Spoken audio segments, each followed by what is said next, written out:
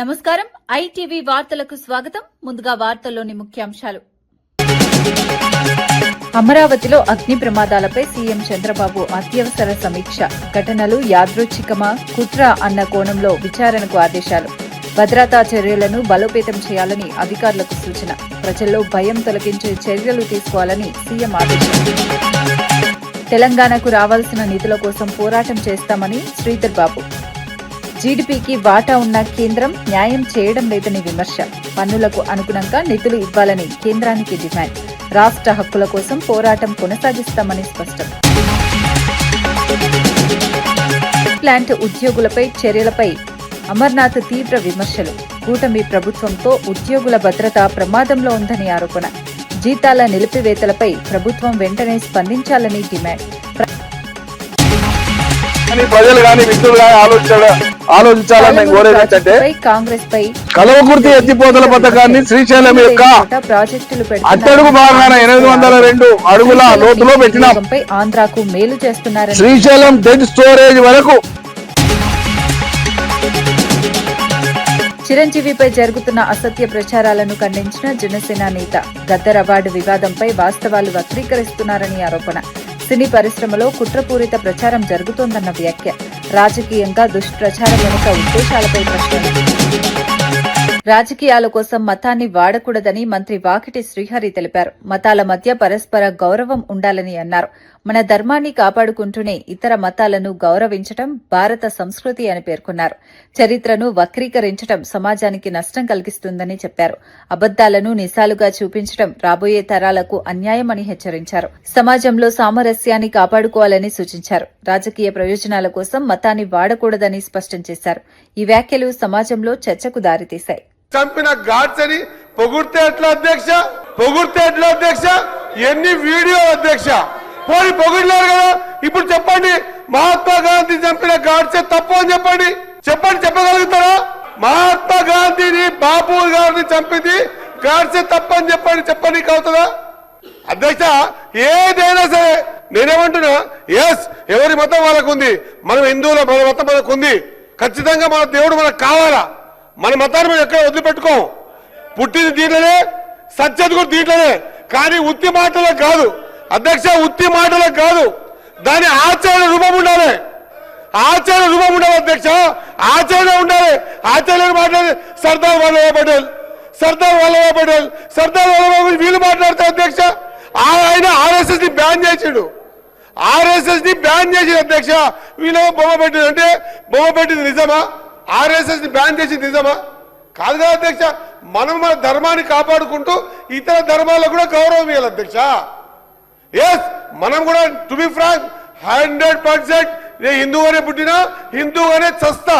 కానీ అదే ఎంలం చేసి చూపించే కార్యక్రమం తెలంగాణకు కేంద్రం నుంచి తగిన నిధులు రావడం లేదని మంత్రి శ్రీధర్ బాబు తెలిపారు. రాష్ట్రం దేశ జీడీపీలో 5% వంతు కాంట్రిబ్యూట్ చేసినప్పటికీ న్యాయం జరగడం లేదని అన్నారు. రాష్ట్రం చెల్లించే పన్నులకు అనుగుణంగా నిధులు ఇవ్వడం లేదని విమర్శించారు. కేంద్రం ఇచ్చేది దానం కాదని, రాష్ట్ర హక్కు అని స్పష్టం చేశారు. తెలంగాణకు రావాల్సిన ప్రతి రూపాయి కోసం పోరాటం చేస్తామని తెలిపారు.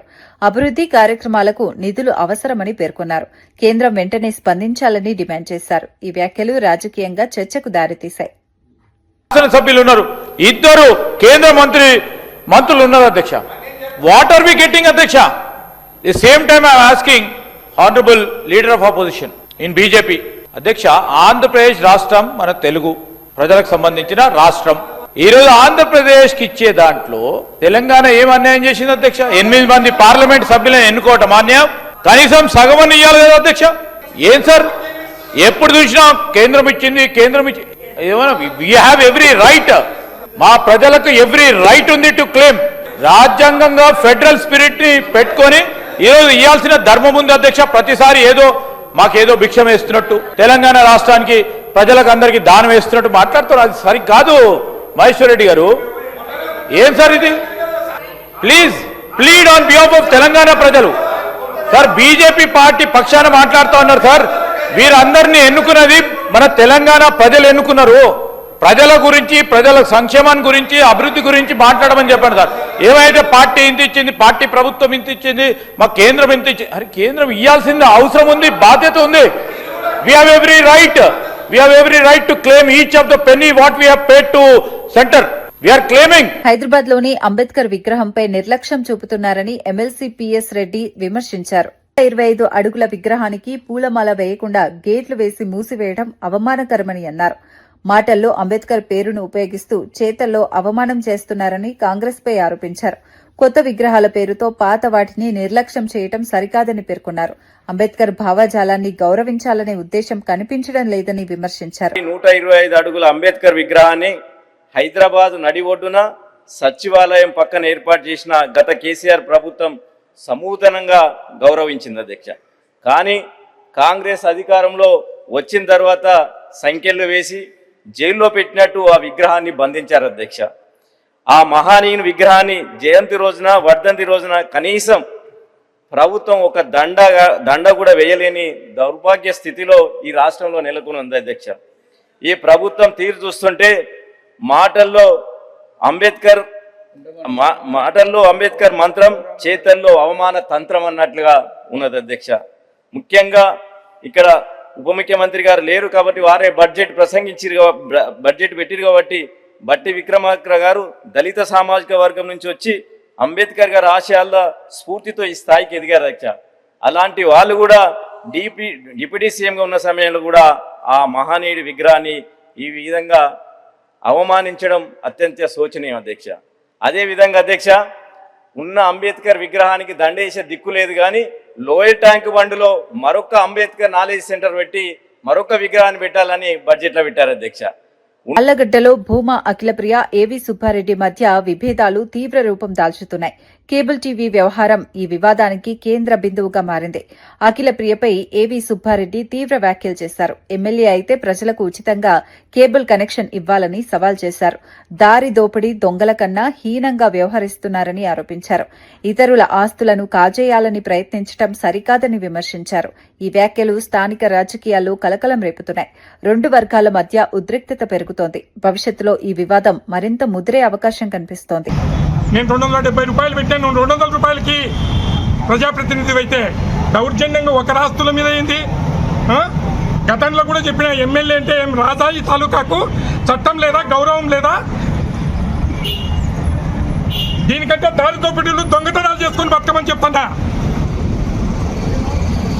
ఎంత మౌనంగా అంటే అంత రెచ్చగొడతారు. ఇంత తాగదు ఇది. ఆళ్ళగడ్డ మొదటి స్థాయికి తీసుకొని వచ్చే పరిస్థితులు కల్పిస్తుంది ఎమ్మెల్యే భార్గవరాముడు. ఏమో ఇంత దౌర్జన్యము? ఒక సొమ్ము మీద వచ్చి నువ్వు పీకేసి కనెక్షన్లు లాక్కుంటావా?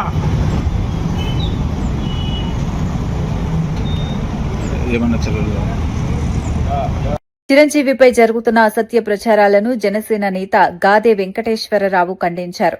గద్దర్ అవార్డు కార్యక్రమంలో అవమానపరిచే వ్యాఖ్యలు చేశారని ప్రచారం అసత్యమని అన్నారు. సినీ పరిశ్రమలో కొంతమందికి చిరంజీవిపై వ్యతిరేకత ఉందని తెలిపారు. ఆయన ఎవరినీ ఇబ్బందికి గురిచేయని వ్యక్తి అని పేర్కొన్నారు. జనసేన పార్టీలో కీలక పాత్రలో ఉన్నారని చెప్పారు. రాజకీయంగా దుష్ప్రచారం జరుగుతోందని ఆరోపించారు. ఈ ప్రచారాల వెనుక ఎవరు ఉన్నారో ప్రజలకు తెలుసునని అన్నారు. రాష్ట్ర అభివృద్ది కోసం కూటమి ధర్మాన్ని పాటిస్తున్నారని తెలిపారు. ఈ అంశం రాజకీయంగా చర్చకు దారితీసింది. ఆ అవార్డు తీసుకున్న సందర్భంలో చిరంజీవి గారు ఏదో మాట్లాడేశారని చెప్పేసి కొంతమంది ఆ తర్వాత రోజు నుంచి ఈ రోజు వరకు కూడా రకరకాల కామెంట్లతో రకరకాలుగా చిరంజీవి గారిని కించపరిచే విధంగా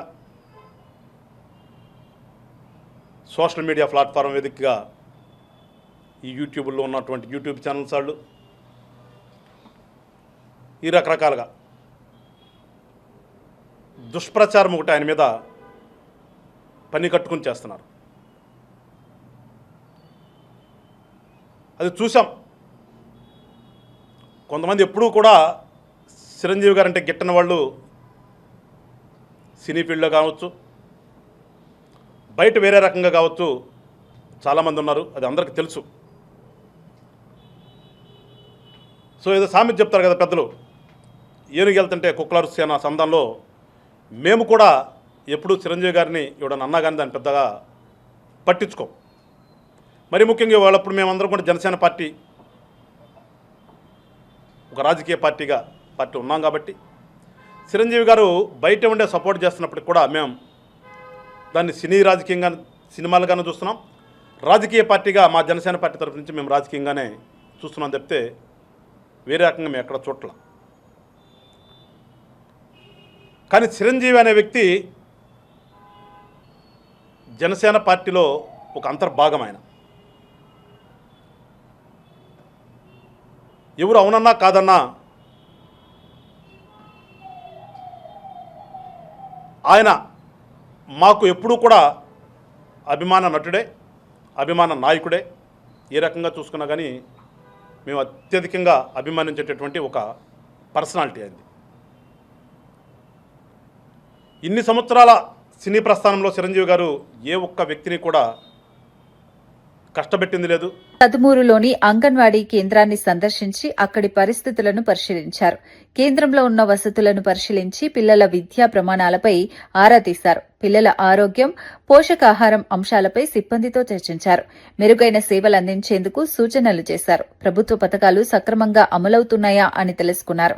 స్థానికులతో మాట్లాడి వారి సమస్యలను విన్నారు. ఈ పర్యటనకు స్థానిక నాయకులు, అధికారులు హాజరయ్యారు. ప్రజల సమస్యలపై దృష్టి పెట్టాలని సూచించారు.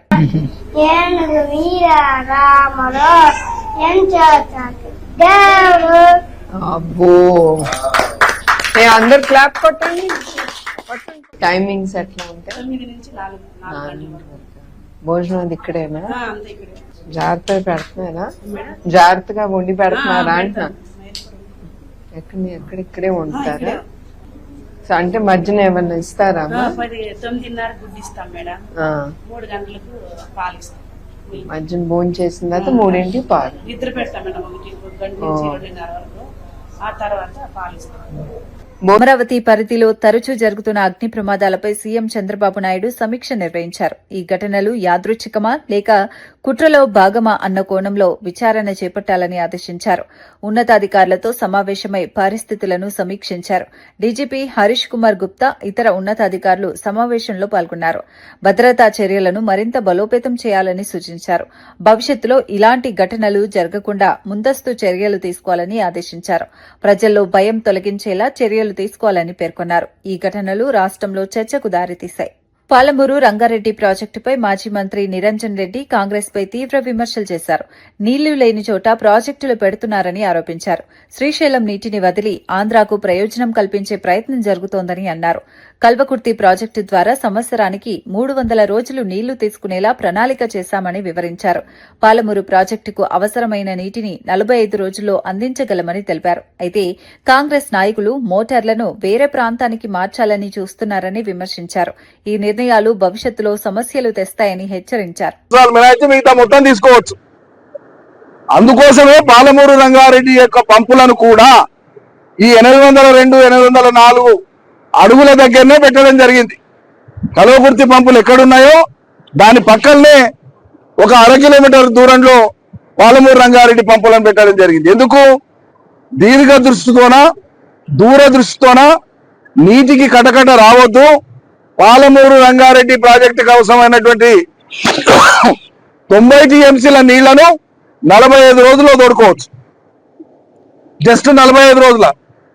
కానీ అదే జూరాల దగ్గర హెవీ ఫ్లడ్ వచ్చినప్పుడు 20-25 రోజులు మినాయిస్తే జూరాల మీద ఆధారపడిన ఇతర ప్రాజెక్టుల నీళ్లకు అదనంగా పాలమూరు నీళ్లను తోడుకునే అవకాశం లేదు. నీళ్లు లేని చోట పాలమూరు రంగారెడ్డి సోర్స్ పెట్టమంటారు అపర మేధావులు. నీళ్లున్న చోట శ్రీశైలాన్ని ఆంధ్రాకు దారాదత్తం చేయమంటారు. అందుకోసమే 240 రోజులైనా కూడా పాలమూరు లిఫ్ట్ ఇరిగేషన్ స్కీమ్ కి ఎక్కడైతే సోర్స్ ఉందో అక్కడి నుంచి కల్వకుర్తి లిఫ్ట్ ఇవాళ నడుస్తా ఉంది. పాలమూరు అక్కడైతేనే విజయవంతం అవుతుంది అనడానికి ఇంతకు మించిన నిదర్శనం లేదు. నల్గొండ జిల్లా పెద్దాపూర్లో వైకుంఠధామం స్థలం కబ్జా వివాదం ఉద్రిక్తతకు దారితీసింది. అన్నపూర్ణ అనే మహిళ మృతి చెందగా దహన సంస్కారాలకు స్థలం లేక కుటుంబ సభ్యులు ఆందోళన చేపట్టారు. కేటాయించిన స్థలాన్ని కొందరు కబ్జా చేయడంతో అంతిమ సంస్కారాలు అడ్డుకున్నారని ఆరోపించారు. మృతదేహంతోనే జాతీయ రహదారిపై బైఠాయించడంతో భారీ ట్రాఫిక్ జామ్ ఏర్పడింది. పోలీసులు చేరుకుని పరిస్థితిని అదుపులోకి తీసుకురావడానికి ప్రయత్నించారు. బాధితులకు న్యాయం చేయాలని స్థానికులు డిమాండ్ చేశారు. ఈ ఘటనపై అధికారుల నిర్లక్ష్యం వెలుగులోకి వచ్చింది. సమస్య పరిష్కారంపై చర్యలు తీసుకోవాలని ప్రజలు కోరుతున్నారు.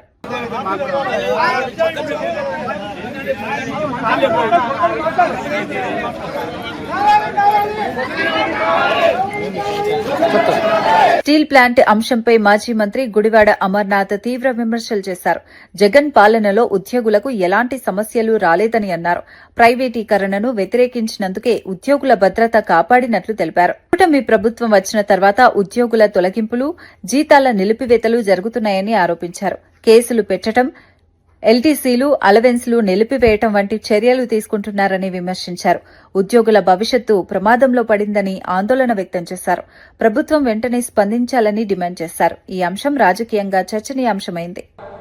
వారికి వచ్చేటువంటి ఎల్టీసీ ఆగడం కానీ ఎప్పుడన్నా ఎక్కడన్నా జరిగిందో ఒకటి చెప్పు నువ్వు. ఆ రోజు మేము రాష్ట్ర ప్రభుత్వంగా వారు కేంద్ర ప్రభుత్వం తీసుకున్నటువంటి నిర్ణయాన్ని జగన్మోహన్ రెడ్డి గారు వ్యతిరేకించారు కాబట్టి నేను చెప్పింది ఏది కూడా జరగల. కానీ మేము ఏ రోజైతే జూన్ 4, 2024లో అధికారాన్ని దిగిపోయామో ఈ గడిచినటువంటి 20 మాసాల్లో 10,000 మంది ఉద్యోగాలు తొలగించబడ్డాయి. 4 నెలల నుంచి జీతాలు ఇవ్వట్లేదు. ప్రొడక్షన్ లింక్డ్ శాలరీస్ ని అమల్లోకి తీసుకొని వచ్చారు. హౌస్ రెంట్ అలవెన్స్లు లేవు, హాస్పిటల్ అలవెన్స్లు లేవు, ఎల్టీసీలు లేవు, బోనస్లు లేవు. ఎవరన్నా రోడ్డు ఎక్కితే ముఖ్యమంత్రి గారు చెప్పాడు కదా, మొన్న మీరే అడిగినట్టున్నారు కదా, ఆ సమిట్కి వచ్చినప్పుడు, పార్ట్నర్షిప్ సమిట్కి వచ్చినప్పుడు ముఖ్యమంత్రి గారు చెప్పారు ఎవరైనా మాట్లాడితే తోలు తీస్తానంటాడు, ఎవరైనా మాట్లాడితే కేసులు పెడతానంటారు, పీడీ యాక్ట్ పెడతానంటారు. మేము ఆ రోజు కేంద్ర ప్రభుత్వంతో భాగస్వాములుగా లేమేమేమని మేము మా తాలూకా చిత్తశుద్ధిని ఇక్కడ ఉన్నటువంటి కార్మికులు, ప్రజల తాలూకా ఆలోచనల మేరకు మేము వారితో పాటు నిలబడ్డాం. దాదాపు 1200 రోజుల పాటు వారు పోరాటం చేస్తే ఆ పోరాటానికి మద్దతు ఇచ్చాం. వాళ్ళు రోడ్డు ఎక్కితే సహకరించాం. ఏ ఒక్కరి మీద ఏ ఒక్క రోజు కూడా కేసు పెట్టినటువంటి దాఖలాలు లేవు. ఈ రోజు కనీసం యూనియన్ లీడర్స్ ఎవరైనా రోడ్డు ఎక్కి మాట్లాడాలని భయపడేటువంటి పరిస్థితి తీసుకుని వచ్చింది ఈ ప్రభుత్వం. సో దయచేసి మా చిత్తశుద్ధిని శంకించేటువంటి అవకాశం ఎవరికి లేదు, అవసరం కూడా లేదు. వెళ్ళి మీరు కార్మికులతో మాట్లాడితే వాస్తవాలన్నీ కూడా వారు చెప్తారనేటువంటి విషయాన్ని గమనించమని చెప్పుకోతాం. మనం రిలీజ్ చేసినటువంటి ప్యాకేజ్ దేనికి, బ్యాంకుల్లో ఎన్సీఎల్టీకి వెళ్ళకుండా ఆపేటువంటి కార్యక్రమంలో భాగంగా ఇచ్చినటువంటి ప్యాకేజ్. ఏ ఉద్యోగస్తుని కాపాడే చెప్పమనండి. 30 మంది ప్రాణాలు పోగొట్టుకొని సాధించుకున్నటువంటి ప్లాంట్ని సొంత గనుల కోసం కనీసం పార్లమెంట్ సభ్యులుగా స్థానిక పార్లమెంట్ సభ్యులు వెళ్ళి ప్రైవేట్ ప్లాంట్ కోసం అడుగుతారు, కాదన్నది తప్పలేదు. కానీ ఇబ్బంది పడుతున్నటువంటి ప్రభుత్వ రంగంలో ఉన్నటువంటి ప్లాంట్ని సొంత గనులు కేటాయించమని చెప్పి అడగలేనటువంటి పరిస్థితులు ప్రభుత్వం ఉందంటే ఎవరి చిత్తశుద్ధి ఏంటి అనేటువంటిది డెఫినెట్గా ప్రజలు నిర్ణయిస్తారు. వేచి ఉండండి. ఈరోజు రాష్ట్రంలో అమరావతి నిర్మాణం అనేటువంటి పేరిట ఎంత దోపిడీ జరుగుతూ ఉంది. ఓన్లీ డిజైన్ల కోసం 450 కోట్ల రూపాయలు, ఓన్లీ డిజైన్ల కోసం. అమరావతి అనేటువంటిది ఒక ఏటీఎం లాగా చంద్రబాబు నాయుడు గారు వాడుకునేటువంటి ప్రయత్నం చేస్తూ ఉన్నారు. ఇది నేను చెప్పినటువంటి మాట. ఇప్పుడు వారికి పార్ట్నర్గా ఉన్నటువంటి దేశ ప్రధాని నరేంద్ర మోడీ గారు చెప్పినటువంటి మాట. మీరు దయచేసి మీ రాజకీయ అవసరాల కోసం జగన్మోహన్ రెడ్డి గారి తాలూకా వ్యక్తిత్వ హననాన్ని పాల్పడకండి. కేవలం జగన్మోహన్ రెడ్డి గారి తాలూకా క్యారెక్టర్ అసాసినేట్ చేసి తద్వారా రాజకీయంగా లబ్ధి పొందుదాం అనేటువంటి, ఎవరికో రాజకీయంగా లబ్ధి పొందుదాం అనేటువంటి ప్రయత్నం మానుకోండి. అందుకని చెప్తున్నాను కదా, ఒక అబద్ధాన్ని 10 సార్లు చెప్పి నిజం చేయాలనేటువంటి ఆ మోడస్ ఆపరెండి ఎవరిది?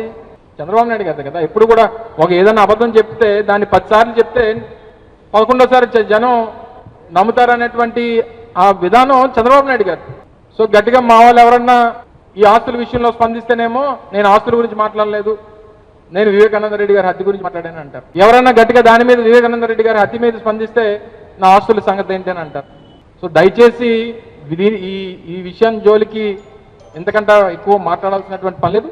ఇప్పటికే దీని మీద చాలా క్లియర్గా మా పార్టీ స్టాండ్ అనేటువంటి తెలియజేస్తాం. ఇంకా దీన్ని ప్రేరేపించి ఇంకా రెచ్చగొట్టి ఇంకా చేసేటువంటి వస్తే ఇంక మళ్ళీ మిగిలినటువంటి రాజకీయ పార్టీలకి, మిగిలినటువంటి రాజకీయ పార్టీ ప్రముఖుల్ని ఏ రకంగా ఎదుర్కొంటామో వారు కూడా అదే రకమైనటువంటి ప్రతిస్పందన ఉంటుంది అనేటువంటి విషయాన్ని గమనించమని చెప్పి కోరుతా ఉన్నాం. పోలీసులపై వైసీపీ నేత కాకాని గోవర్ధన్ రెడ్డి తీవ్ర విమర్శలు చేశారు. కూటమి నాయకులు పోలీసుల సహకారంతో అహంకారంగా ప్రవర్తిస్తున్నారని అన్నారు. విచ్చలవిడిగా వ్యవహరిస్తూ ప్రజలను ఇబ్బందులకు గురి చేస్తున్నారని విమర్శించారు. పోలీసులు వారికి మద్దతిస్తున్నారని ఆరోపించారు. చట్ట వ్యవస్థపై ప్రజల్లో నమ్మకం తగ్గే పరిస్థితి వస్తోందని అన్నారు. ఇటువంటి చర్యలు ప్రజాస్వామ్యానికి ప్రమాదకరమని పేర్కొన్నారు. బాధ్యులపై చర్యలు తీసుకోవాలని డిమాండ్ చేశారు. ఈ వ్యాఖ్యలు రాష్ట్ర రాజకీయాల్లో చర్చకు దారితీశాయి. పోలీసుల పాత్రపై ప్రశ్నలు లేవనెత్తుతున్నారు. ఉండేటువంటి వేడుకొండల స్వామి తిరుమల తిరుపతి దేవస్థానం పాలక మండలికి చైర్మన్ గా వేసి మీరు ఎన్ని మాట్లాడండి, నవ్విపోదురు కాక నాకేటి సిగ్గు అన్నట్టుగా దాని గురించి అసలు పట్టించుకోకుండా బిఆర్ నాయుడు విషయం అనేటువంటిది మొన్న చంద్రబాబు నాయుడు చివరికి ఆయన మనవడు పుట్టినరోజు వేడుకల్లో కూడా ఆయన కనపడ్డాడు. నోట్లో నుంచి మాట రాదనుకుంటున్నాం. కోనేటి ఆదిమూలం బ్రహ్మాండంగా యాక్ట్ చేశాడు. ఆదిమూలం అసలు కోనేటి ఆదిమూలం కనుక ఏడున్నబట్టి సరిపోయింది, కానీ ఏదన్నా కానీ నీటి చిత్రాల్లో నాయకుడుగా నటిస్తే ఎంత బ్రహ్మాండంగా ఉంటాడనేటువంటి విధంగా కోనేటి ఆదిమూలం వీడియోలు చూసాం. సచివేడు ఎమ్మెల్యే, తెలుగుదేశం పార్టీ ఎమ్మెల్యే ఒక ఉద్యోగిని లోపరుచుకొని అరవ శ్రీధర్ అనేటువంటి వ్యక్తి ఎంత అరాచకాలకు పాల్పడ్డాడో జనసేన ఎమ్మెల్యే ఆయన మీద ఒక కమిటీ వేసేశాడు. ఆ కమిటీ ఏమైందో తెలియదు, ఆయన ఏమైందో తెలియదు, ఆయన మీద ఏమి చర్యలు తీసుకున్నారో తెలియదు, ఆ మహిళకి ఏమి న్యాయం చేశారో తెలియదు, ఆ మహిళ గొంతు నొక్కేటువంటి ప్రయత్నం చేశారు, ఆ మహిళని బెదిరించారు, నేను చంపేస్తానని చెప్పి భయపెట్టారని చెప్పి ఆ మహిళ ఒక వీడియో కూడా రిలీజ్ చేయడం జరిగింది. గుంటూరు ఎమ్మెల్యే నషీర్ అహ్మద్ ఆయనకు వీడియో కాల్ అరవ శ్రీధర్తో పోటీ పడేటటువంటి విధంగా వీళ్ళు మన పోటీలు పెట్టారు. ఆ పోటీలు కాదు, ఈ పోటీలో కానీ అయితే అందరూ నెంబర్ 1 లో ఉండేవాడు. పాపం ఏ లేక ఆ పోటీలో అవకాశం లేదు కాబట్టి సోమిరెడ్డి పాపం కండు వేసుకుని సుబ్బయ్య వేషంలో పోయినాడు. లేకపోతే ఈ పోటీలో కానీ అయితే నెంబర్ 1 లో ఉండేవాడు. ఆయన పోయి ఆ వీడియోలు ఆయన మామూలుగా అసహ్యమైనటువంటి వీడియోలు, అశ్లీలమైనటువంటి వీడియోలు, చివరికి కోన రవికుమార్ వేళగాని వేళల్లో ఒక పవిత్రమైనటువంటి ప్రిన్సిపల్ గా పనిచేస్తున్నటువంటి కేజీవీబీ ప్రిన్సిపల్ ని వేళగాని వేళల్లో ఫోన్లు చేసి వేధించడం, బెదిరించడం, ఇవన్నీ కూడా మనం ఆడియోలు వీడియోలతో చూసాం. సరే వీళ్ళందరూ ఉంటే మేమేమని పిఏలు కూడా మలుకున్నారు. సంజయ్ రాణి పిఏ ఆయన ఆమె ఇష్ట ప్రకారంగా ఆమె దగ్గర పనులకు వచ్చేటువంటి మహిళలను లోపరుచుకొని చేశాడు. ఈ మధ్యన చూసాం విజయవాడ ఎంపీ కేశినేని చిన్ని ఆడ ఉన్నటువంటి ఎమ్మెల్యే సుజనా చౌదరి దగ్గర ఉండేటువంటి అనుచరుడి దగ్గర ఆయన ఎవరెవరితో మాట్లాడుతున్నాడు అనేటువంటి మొత్తం కాల్ డేటా మొత్తం రికార్డ్ చేశాడు. కాబట్టి పోలీసుల సహకారంతో కొవ్వు ఎక్కి మదమెక్కి తెలుగుదేశం పార్టీకి సంబంధించిన శాసనసభ్యులు, కూటమికి సంబంధించినటువంటి శాసనసభ్యులు విచ్చలవిడిగా ప్రవర్తిస్తుంటే పోలీసులు వాళ్లకు ఆర్టీడీ సంస్థకు ఎఫ్సీఆర్ఏ అనుమతి లభించడంపై వైసీపీ నేతలు స్పందించారు. ఈ అనుమతికి తమ పార్టీ పోరాటమే కారణమని పేర్కొన్నారు. గతంలో కేంద్ర, రాష్ట ప్రభుత్వాలపై ఒత్తిడి తీసుకొచ్చామని తెలిపారు. చివరకు సేవలు కొనసాగించేందుకు అవకాశం కల్పించిందని చెప్పారు. ఇందుకు కేంద్రానికి ధన్యవాదాలు తెలిపారు. ఆర్టీడీ ద్వారా బడుగు బలహీన వర్గాలకు సేవలు కొనసాగుతాయని పేర్కొన్నారు. ప్రజా సంఘాల మద్దతు కూడా కీలకమని తెలిపారు. ఈ అంశం రాజకీయంగా చర్చనీయాంశమైందే. సేవా కార్యక్రమాలు కొనసాగాలని కోరారు. బలహీన వర్గాల వారిని అన్ని రకాల కూడా ఆ కుటుంబాలను కూడా ముందుకు తీసేదాంట్లో కార్యక్రమాలు కూడా చేపట్టి 55-60 సంవత్సరాలైంది. అటువంటి సంస్థకు అనేక రకాల ఒక అనంతపురం జిల్లానే కాదు, రాయలసీమ, ఉమ్మడి ఆంధ్రప్రదేశ్లో తెలంగాణ ప్రాంతంలో కూడా ఈ సేవలు కూడా అందించేది. అటువంటి సంస్థకు వచ్చేసి ఏప్రిల్ 21, 2025లో కేంద్ర ప్రభుత్వం నుంచి ఎఫ్సీఆర్ఏ అంటే ఫారెన్ కాంట్రిబ్యూషన్ యాక్ట్ ప్రకారం రెగ్యులేషన్ వెంటనే కూడా రిజిస్ట్రేషన్ కూడా నిలబెట్టి రెన్యూలు చేయకపోవడం, చేసేదే కాకుండా ఉన్నట్లు కూడా ఆ రోజు నుంచి కూడా ఫండ్స్ అన్ని కూడా ఫ్రీ చేయడం కూడా జరిగింది. కూడా అనంతపురం జిల్లా ప్రజానికం పైన, ముఖ్యంగా బడుగు బలహీన వర్గాల పైన కూడా పిడుగుపాటు కూడా పడింది. ఆ రోజు నుంచి వైఎస్ఆర్ కాంగ్రెస్ పార్టీ ఆధ్వర్యంలో కావచ్చు, లేకపోతే అలాగే ప్రజా సంఘాలు, ఈ రాష్ట్రంలో ఉండే ప్రతిపక్ష పార్టీలు ఇవన్నీ కూడా కేంద్ర ప్రభుత్వం పైన, రాష్ట్ర ప్రభుత్వం పైన ఒత్తిడి తీసుకొని రావడం కూడా జరిగింది. వైఎస్ఆర్ కాంగ్రెస్ పార్టీ దాదాపుగా 19 రోజులు కూడా పాదయాత్ర కూడా చేసేసి ఈ ప్రభుత్వ కేంద్ర రాష్ట్ర ప్రభుత్వాల ఒత్తిడి తీసుకొని రావడానికి, మరీ ముఖ్యంగా పాదయాత్ర ప్రారంభంలో కూడా అధికారంలో ఉండే తెలుగుదేశం పార్టీ, అక్కడ ఉండే శాసనసభ్యుడు వాళ్ళందరూ కూడా విద్య, వైద్యం, సంక్షేమ రంగాలకు ప్రాధాన్యత ఇస్తున్నామని ఎమ్మెల్సీ బల్మూరి వెంకట్ తెలిపారు. గత బీఆర్ఎస్ పాలనలో విద్యా బడ్జెట్ శాతం తగ్గిందని విమర్శించారు. ప్రస్తుతం ప్రభుత్వం 9% పైగా విద్యారంగానికి కేటాయించిందని పేర్కొన్నారు. సంక్షేమ పథకాల కోసం గతంలో 25% మాత్రమే ఉండగా ఇప్పుడు 35%కి పైగా కేటాయింపులు చేస్తున్నామని చెప్పారు. 1,00,000 కోట్లకు పైగా నిధులు ఖర్చు చేస్తున్నారని తెలిపారు. ప్రజా సంక్షేమమే ప్రభుత్వ లక్ష్యమని స్పష్టం చేశారు. విద్యా వ్యవస్థ బలోపేతానికి చర్యలు తీసుకుంటున్నామని పేర్కొన్నారు. ఈ కేటాయింపులు రాష్ట్ర అభివృద్ధికి దోహదం చేస్తాయని తెలిపారు. లాస్ట్ 3 టైమ్స్ చూసుకుంటే ఈ రోజు విద్యా వ్యవస్థ ఈ యొక్క దయనీయ పరిస్థితికి రానికి గత ప్రభుత్వం వాళ్ళ 5 ఏళ్ల పరిపాలనలో ప్రతి సంవత్సరం కూడా బడ్జెట్ సెషన్లో క్రమక్రమాన బడ్జెట్ అనేది తక్కువ చేసుకుంటూ వచ్చారు అధ్యక్ష. ఈ ప్రజాప్రభుత్వము విద్యార్థులకి మెరుగైన విద్యని అందించాలి, మౌలిక సదుపాయాలు కల్పించాలి, క్వాంటిటీ కాదు క్వాలిటీ ఫుడ్ ఇవ్వాలి, క్వాలిటీ ఎడ్యుకేషన్ ఇవ్వాలని ఉద్దేశంతో ఈ ప్రభుత్వం పనిచేస్తూ ఈరోజు మొదటి బడ్జెట్లో 7%, ఈరోజు 25-26 బడ్జెట్ చూసుకుంటే మోర్ దెన్ 9% బడ్జెట్ ఈరోజు విద్యా వ్యవస్థకి కేటాయించడం జరిగింది అధ్యక్ష. అదేవిధంగా వెల్ఫేర్ స్కీమ్స్ గురించి మాట్లాడుతారు. ఏమి ఇచ్చింది వెల్ఫేర్ స్కీమ్స్? మేము అద్భుతంగా ఇచ్చినాం, అమోఘంగా ఇచ్చామని చెప్పి మాట్లాడుతారు. నేను ఆ లెక్కలు కూడా మీ ముందు పెట్టదలుచుకున్నాను అధ్యక్ష. 2018-19 ప్రవేశపెట్టిన బడ్జెట్లో 15%, 19-20 ప్రవేశపెట్టిన బడ్జెట్లో 18%, 20-21 బడ్జెట్. వార్తలు ముగించే ముందు ముఖ్యాంశాలు మరోసారి. అమరావతిలో అగ్ని ప్రమాదాలపై సీఎం చంద్రబాబు అత్యవసర సమీక్ష. ఘటనలు యాదృచ్ఛికమా, కుట్ర అన్న కోణంలో విచారణకు ఆదేశాలు. భద్రతా చర్యలను బలోపేతం చేయాలని అధికారులకు సూచన. ప్రజల్లో భయం తొలగించే చర్యలు తీసుకోవాలని సీఎం ఆదేశం. తెలంగాణకు రావాల్సిన నిధుల కోసం పోరాటం చేస్తామని శ్రీధర్ బాబు. జీడీపీకి వాటా ఉన్న కేంద్రం న్యాయం చేయడం లేదని విమర్శ. పన్నులకు అనుగుణంగా నిధులు ఇవ్వాలని కేంద్రానికి డిమాండ్. రాష్ట్ర హక్కుల కోసం పోరాటం కొనసాగిస్తామని స్పష్టం. ప్లాంట్ ఉద్యోగులపై చర్యలపై అమర్నాథ్ తీవ్ర విమర్శలు.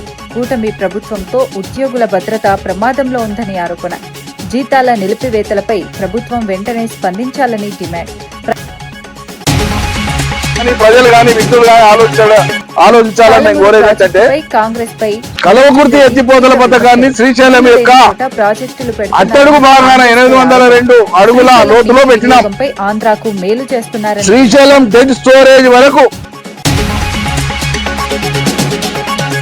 చిరంజీవిపై జరుగుతున్న అసత్య ప్రచారాలను ఖండించిన జనసేన నేత. గద్దర్ అవార్డు వివాదంపై వాస్తవాలు వక్రీకరిస్తున్నారని ఆరోపణ. సినీ పరిశ్రమలో కుట్రపూరిత ప్రచారం జరుగుతోందన్న వ్యాఖ్య. రాజకీయంగా దుష్ప్రచారం వెనుక ఉద్దేశాలపై ప్రశ్నలు. ఇవి ఈనాటి వార్తా విశేషాలు. మరో బులెటిన్లో మళ్ళీ కలుద్దాం. నమస్కారం.